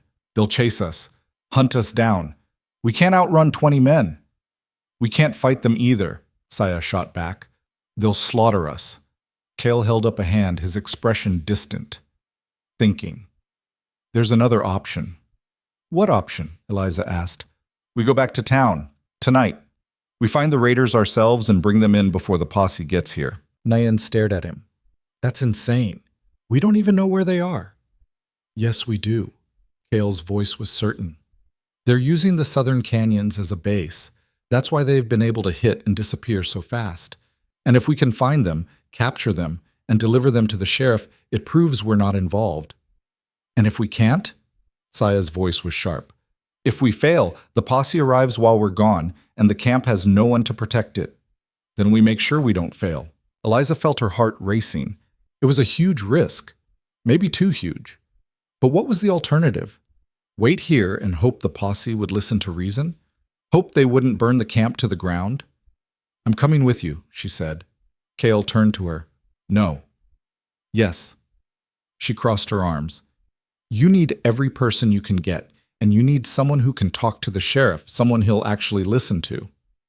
Someone white, you mean? Yes. She didn't flinch from it. I hate that it matters, but it does. If I'm there, if I can speak for you, maybe we have a chance. Kale looked like he wanted to argue, but Nayen spoke first. She is right, and you know it. He rubbed his face, exhausted. Fine, but you stay behind me at all times, and if shooting starts, you run. Understood? Understood. They gathered a small group, Kyle, Eliza, Nayen, Saya, and 4 of the best trackers and fighters the camp had. 8 people against 6 outlaws, if they were lucky. 8 people against an entire posse if they weren't. They rode out at sunset, moving fast and quiet through the cooling desert. No one spoke. There was nothing to say that hadn't already been said 1,000 times in 1,000 different ways. Eliza's mind raced as they rode. What if they couldn't find the raiders? What if they found them but couldn't capture them? What if the posse arrived early and destroyed the camp while they were gone? She forced the thoughts away. 1 step at a time, 1 mile, 1 breath. They reached the southern canyons after midnight, and Kyle signaled for them to dismount and proceed on foot. The trackers spread out, reading the ground with practiced ease, and within an hour they found what they were looking for: fresh tracks, a cold fire pit, and the unmistakable signs of a camp. The outlaws were close, maybe half a mile ahead, judging by the tracks. Kyle gathered the group and laid out the plan in whispers. They'd surround the camp, wait for dawn when the outlaws would be groggiest, and then move in fast and hard. No warning, no mercy. It was a good plan, simple, brutal, and it depended entirely on luck and timing. They moved into position as the sky began to lighten, taking cover behind rocks and scrub. Eliza could see the outlaw camp now. 6 men sleeping around a dying fire, their horses picketed nearby. They looked relaxed, confident, like they had no idea anyone was coming for them. Kyle gave the signal, and they moved. It happened fast.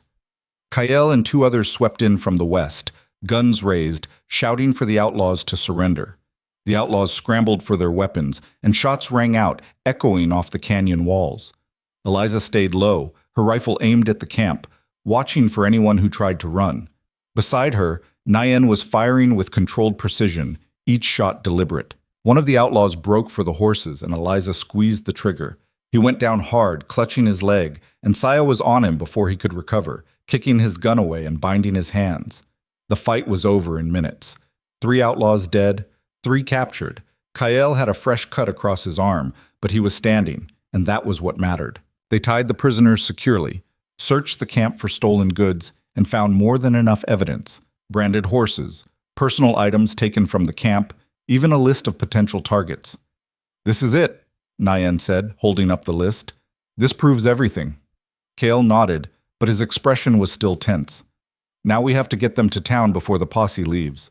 They rode hard, pushing the horses to their limits, the 3 prisoners tied and dragging behind. The sun climbed higher, hotter, and Eliza felt every mile in her aching body. But they didn't stop. Couldn't stop. They reached town just after midday and found chaos. The posse was assembling in the street, men on horses, armed and angry, the sheriff at the front trying to maintain some semblance of order. Kale rode straight into the center of it, dragging the prisoners behind him, and the entire street went silent.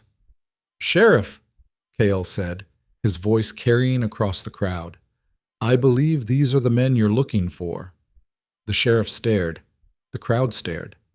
And then the trading post owner pushed through, his eyes widening as he recognized some of the stolen goods tied to the prisoners' horses. "That's my brand," he said, pointing. "On that horse. It was stolen 2 weeks ago." The sheriff dismounted and walked over, examining the prisoners. One of them spat at him and got a backhand across the face for his trouble. "Where did you find them?" the sheriff asked Kale. "Southern Canyons. They've been using it as a base to hit both the camp and the town." "And you just happened to capture them all by yourself?" "Not by myself." Kale gestured to his group. "With help. Because unlike what you've been told, we're not the enemy here." The sheriff looked at Eliza, his gaze lingering on the red sash. "You vouch for this?" "I do," Eliza said firmly. "These are the men who burned our camp, stole our supplies, and nearly killed my husband. And I imagine they're the same ones who've been stealing from you." The sheriff rubbed his jaw, thinking. Then he turned to the posse. "Stand down. We're not riding on the camp today." A few men started to protest, but the sheriff cut them off. "I said stand down. We've got our criminals. The rest can wait." The crowd began to disperse, some reluctantly, some with visible relief, and Eliza felt her knees almost give out from the release of tension. The sheriff looked at Kyle. "You did good work here. I won't forget it." "Don't forget it," Kale said evenly. "Act on it. Stop assuming we're the problem and start listening when we tell you the truth." The sheriff nodded slowly. "I'll try. Can't promise more than that." "That's enough. For now." They rode back to camp in silence, exhaustion weighing on all of them. When they finally arrived, the entire camp poured out to meet them, and Eliza saw relief and joy on faces that had been tight with fear just hours before. That night, the camp held a real celebration. Not just survival, but victory. Proof that they could stand together and win. Eliza sat beside Kyle, watching people dance and sing, and felt something shift in her chest. This was home now. Truly, completely home. Not because it was safe. It wasn't. Not because it was easy. It never would be. But because these were her people, and she would fight for them until her last breath. Kyle took her hand, lacing their fingers together, and pulled her close. "You were right," he said quietly. "About what?" "About showing them.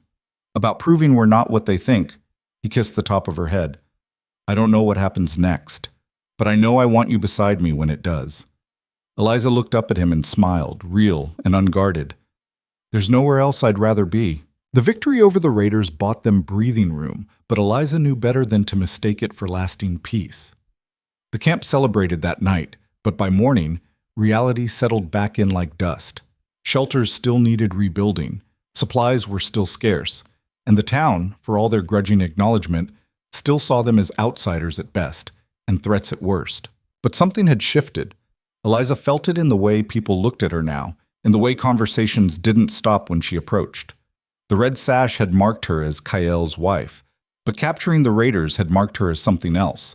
A fighter, a protector, someone who'd earned her place through action instead of just words. 3 days after they'd brought the outlaws in, the trading post owner rode out to the camp. Alone. Unarmed. It was such an unexpected sight that the entire camp stopped working to stare. Kale met him at the edge of the canyon, and Eliza stood beside him, her hand resting casually on the knife at her belt. Old habits. Voss, the man said, dismounting carefully. Name's Warren. Don't think we were ever properly introduced. We weren't. Kael's voice was neutral. What brings you here? Warren looked around the camp, at the burned shelters being rebuilt, at the women working near the spring, at the children playing in the shade. His expression was complicated, like he was seeing something he hadn't expected. Came to say thank you, he said finally, and to apologize. Kael said nothing, just waited. Warren cleared his throat. We've been blaming you for things that weren't your doing. Been easier to point fingers than to look at the truth. And that was wrong. Yes, it was. Kael didn't soften it, didn't make it easier for him. I'm not saying everyone in town feels this way, Warren continued. Hell, most of them probably don't. But some of us are starting to see things different, and we wanted you to know that. Eliza felt a flicker of hope, small but stubborn. What does that mean, practically? Warren looked at her. Means if you need supplies, you can trade at my post. Fair prices, no trouble? Means if anyone gives you grief in town, they'll answer to me, and means... He paused. Means maybe we can start over. Not as enemies, just as neighbors trying to survive the same hard land. It wasn't much. It wasn't forgiveness or friendship or any grand gesture of reconciliation. But it was honest, and honesty was something Eliza had learned to value above almost everything else. Kael extended his hand. That's a start. Warren shook it, his grip firm. It is. After he left, Eliza turned to Kael. Do you trust him? Not yet. Kael watched the dust cloud of Warren's departure. But I want to, and that's something. Over the next few weeks, the relationship between the camp and the town began to thaw, glacially slow and still fragile, but undeniably real. Warren kept his word about the trading post. A few other townspeople started acknowledging them on the street instead of crossing to the other side. The sheriff stopped by once to discuss coordinating patrols, making sure no other outlaw groups set up camp in the area. It wasn't perfect. Some people still spat when Kael rode past. Some still called Eliza a traitor under their breath. But the outright hostility had dulled to suspicion, and suspicion was something you could work with. Eliza found herself becoming a bridge in ways she'd never anticipated. The women in camp taught her their language, slowly and with great patience, and she taught some of them English in return. When townspeople had questions about the camp, they started coming to her, partly because she was white, which was unfair but useful, and partly because she could translate not just words but context, culture, intent. One afternoon, the young woman with red hair from town showed up at the camp, nervous and clutching a basket. I brought bread, she said to Eliza. I didn't know if... I thought maybe... Thank you. Eliza took the basket, genuinely touched. What's your name? Clara. She glanced around, her eyes wide. I've never been out here before. It's different than I thought. How so? Clara struggled for words. It's just people. Living. I thought it would be, scarier, I guess. Eliza smiled sadly. People always are scarier in your head than they are in person. Clara nodded, then hesitated. Can I ask you something? Of course. Are you happy? Here, with him. Eliza looked across the camp where Kael was helping repair a roof, his movements careful but determined. She thought about all the things that had brought her to this moment. The fear, the loneliness, the desperate gamble of answering that advertisement. Thought about how none of it had turned out the way she'd imagined, and how that might be the best thing that had ever happened to her. I am, she said simply, happier than I've been in a long time. Clara studied her face, searching for a lie and not finding one. Good. That's good. She left shortly after, but she came back the following week. And the week after that. Each time, she stayed a little longer, talked a little more freely. Other townspeople started following her lead, cautiously, skeptically, but they came. The camp began to feel less isolated, less like a fortress under siege and more like a community that happened to live a few miles outside town. It was strange, uncomfortable sometimes, but it was also progress. One evening, about 2 months after the raider incident, Kael found Eliza sitting by their house, staring at the sunset. You're thinking too hard, he said, settling beside her. I'm thinking about how weird this all is. She leaned against him. 3 months ago, I didn't even know this place existed. Now I can't imagine being anywhere else. Regret it? Not for a second. She turned to look at him. Do you? Sending for you?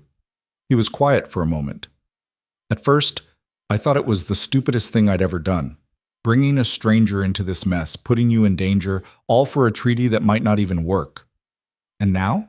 Now I think it was the smartest thing I ever did. Not because of the treaty, because of you.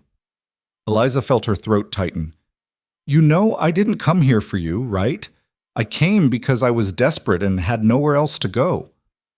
I know. He smiled slightly. But you stayed because you wanted to. That's what matters. She kissed him then, slow and deliberate, and felt the solid warmth of him against her. When they pulled apart, the sun had sunk below the horizon, painting the sky in shades of purple and gold. Eliza, Kael said quietly, there's something I need to tell you. Her stomach clenched. What? The elders have been talking about making the treaty official. Not just a marriage, but an actual agreement between the camp and the town. Trade rights, shared resources, protection. That's good, isn't it? It is. But it means you'd have to speak for us.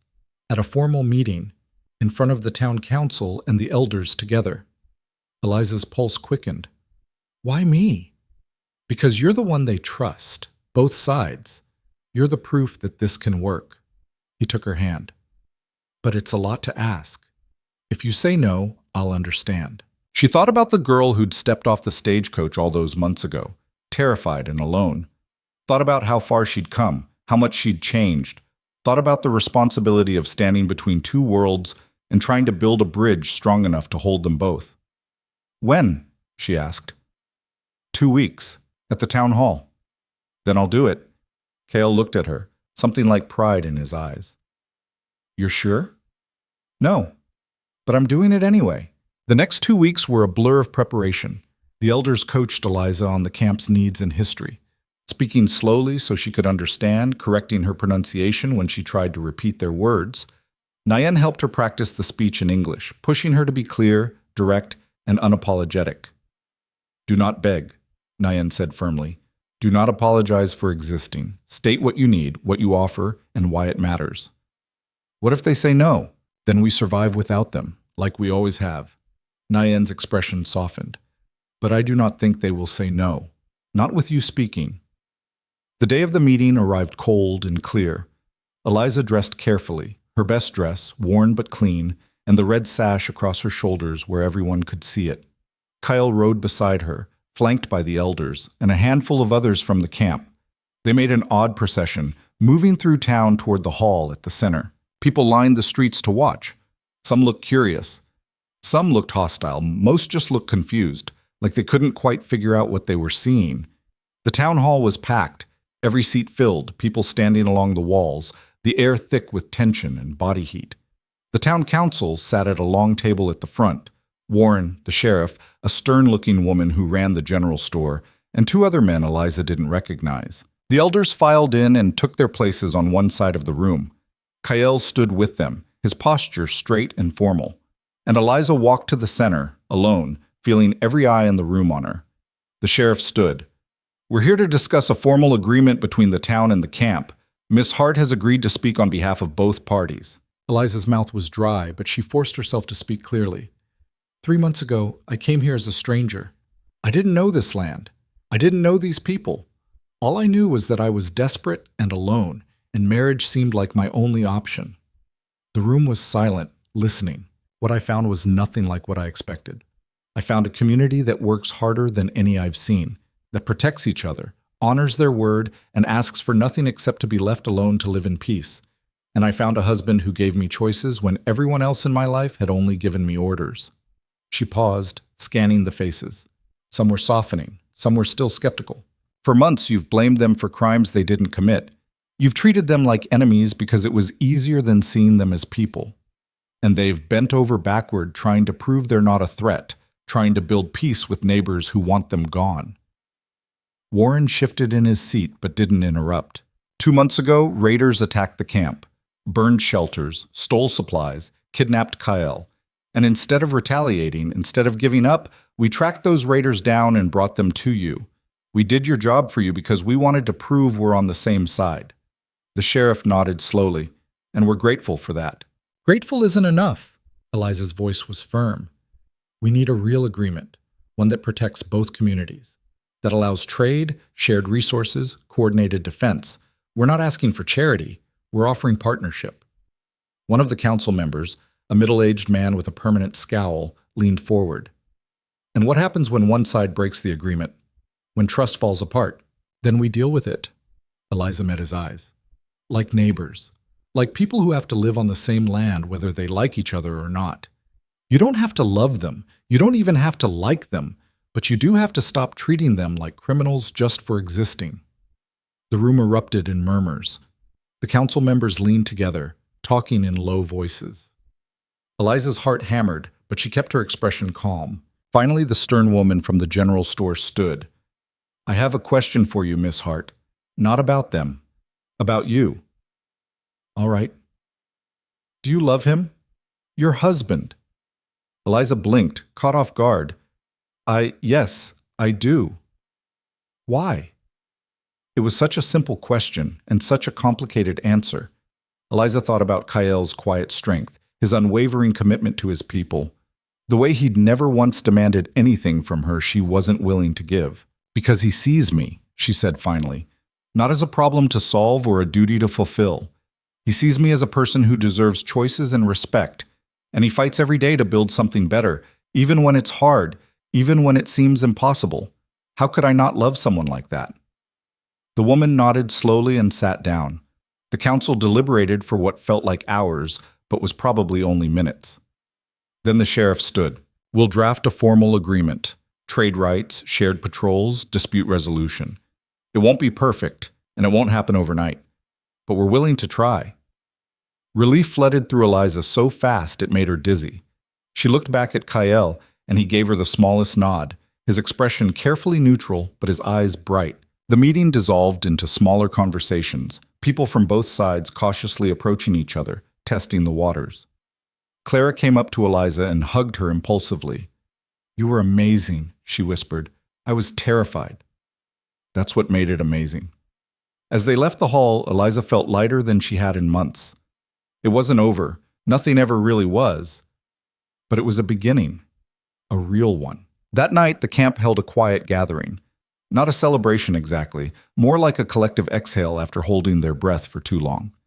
The elders spoke, acknowledging what had been accomplished and what still lay ahead. And then, surprisingly, the old woman elder called Eliza forward. Nayen translated, her voice steady. She says you have proven yourself many times over. You have fought for this camp. You have spoken for us. And you have earned the right to be called one of us, not just in name, but in truth.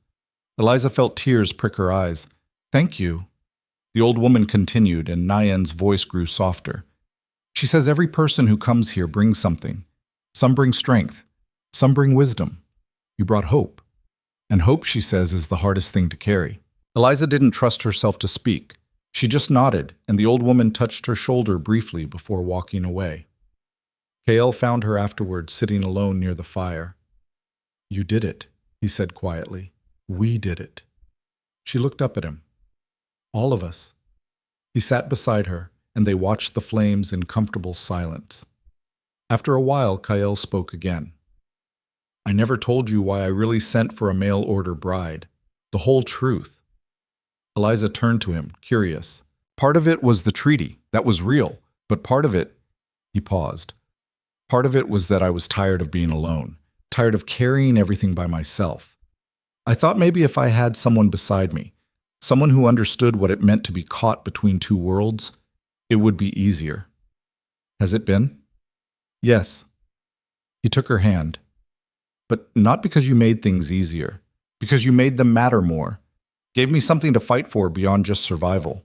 Eliza leaned against him, feeling the steady rhythm of his breathing. I used to think love was about finding someone who made everything simple, someone who fit perfectly into your life without any rough edges. And now I think it's about finding someone worth the complication, someone who makes you want to be better, even when it's hard. She squeezed his hand. You do that for me. You do that for me too. They sat there as the fire burned down to embers, and Eliza thought about all the versions of herself she'd been. The preacher's daughter, the desperate orphan, the mail-order bride, the outsider. And now this, A wife, a fighter, a bridge between worlds. She'd never be perfect, would never have all the answers. But she'd learned something important in this harsh, beautiful desert. You didn't have to be perfect to matter. You just had to show up, do the work, and keep choosing to stay when leaving would be easier. Over the following months, the agreement took shape slowly, with all the awkwardness and friction of two groups learning to trust each other. There were setbacks, arguments over water rights, disagreements about boundaries, moments when old prejudices flared up hot and ugly. But there were also breakthroughs. A joint patrol stopped another group of raiders before they could attack either the town or the camp. A drought prompted both communities to share resources instead of hoarding them. The first wedding between someone from town and someone from the camp happened, tentative and controversial, but it happened. Eliza found herself in the middle of most of it, translating not just language but intent, smoothing over misunderstandings, occasionally knocking heads together when people were being stubborn. It was exhausting work, and she didn't always get it right. But she got better at it. Clara became a regular visitor to the camp, and eventually she brought her younger brother, who was fascinated by the way the trackers read the land. Nayen started teaching him, gruffly at first, then with growing patience.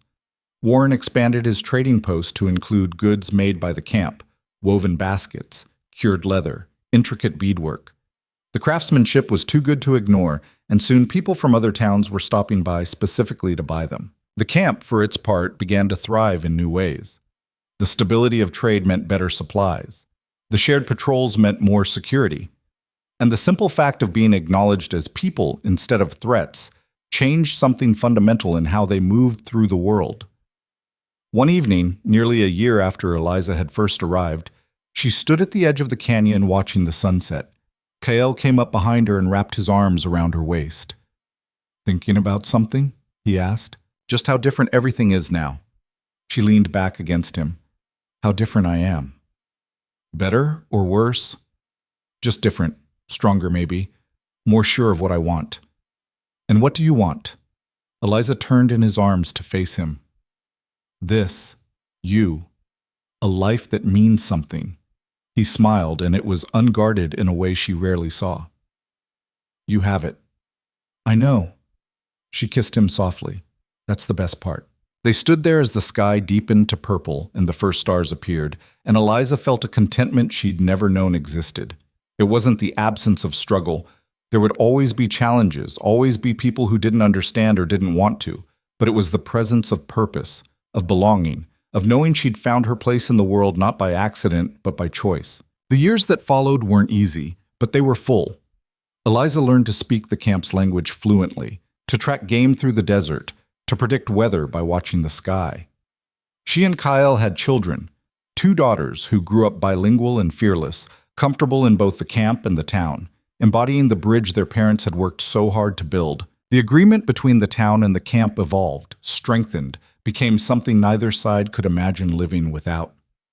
New people came to the camp, drawn by the promise of a place that valued hard work and loyalty over skin color or background. The town, slowly, grudgingly, became less insular, more willing to see beyond its own borders. It wasn't a fairy tale. There were still prejudices, still moments of tension, still people on both sides who thought the whole arrangement was a mistake.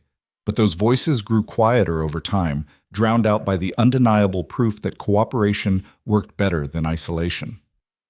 And through it all, Eliza and Kyle stood together, not always agreeing, not always finding things easy, but always choosing each other, always choosing to stay. One night, years later, when Eliza's hair had started to show threads of gray, and Kyle's face had acquired new lines around his eyes, they sat by the canyon wall again. Their daughters were asleep. The camp was quiet, and the stars stretched overhead in a vast, infinite blanket. "Do you ever think about what would have happened if you hadn't come here?" Kyle asked. Eliza considered it. "Sometimes, but not often. That version of me feels like a different person." She was. "What about you? Do you ever regret sending that advertisement?" "Never." He pulled her closer. "Best gamble I ever took." Eliza laughed softly. "We were both gambling, weren't we? Both desperate enough to try something crazy. And it worked." "It did." She rested her head on his shoulder. "Not because it was easy, because we made it work." Kale was quiet for a moment, then said, I think that's what matters most. Not how you start something, how you keep choosing it, day after day, even when it's hard. Eliza thought about that. About all the time she could have left, could have given up, could have decided this life was too difficult or too different or too much, and about all the time she'd chosen to stay instead. I think you're right, she said, and I'd choose you again, every time. Good. He kissed the top of her head. Because I'm not letting you go. They sat there in the darkness, two people who'd found each other across impossible odds and built something lasting from it. And if you asked Eliza what she'd learned from her years in the desert, from her journey from frightened orphan to respected leader, she'd tell you this, that home isn't a place you're born to. It's a place you build, brick by brick, choice by choice, day by day. That love isn't about finding someone perfect. It's about finding someone imperfect who's willing to grow alongside you. That peace isn't the absence of conflict. It's the presence of people willing to do the hard work of understanding each other, even when it hurts. And most importantly, that you're never trapped by your circumstances. You always have a choice. It might not be an easy choice. It might not even be a good choice, but it's yours to make. Eliza had made hers that day she stepped off the stagecoach into the brutal Arizona sun, and every day since she'd chosen to keep making it, to keep fighting, keep building, keep hoping. Because in the end, that's what surviving means. Not just enduring, but choosing over and over again to believe that tomorrow might be better than today, and then doing the work to make it so. The desert had taught her that. Kyle had taught her that. And now, sitting beneath the vast expanse of stars, with her husband's arm around her shoulders and her daughters sleeping safely nearby, Eliza knew with absolute certainty that she'd learned the lesson well. She was home. She was loved. And she was exactly where she was meant to be. The wind picked up, carrying the scent of sage and dust, and somewhere in the distance, a coyote called out to the night. Eliza closed her eyes and listened, feeling the rhythm of this place in her bones, and smiled. This was her life. Hard-won, imperfect, and absolutely worth every struggle it had taken to claim it.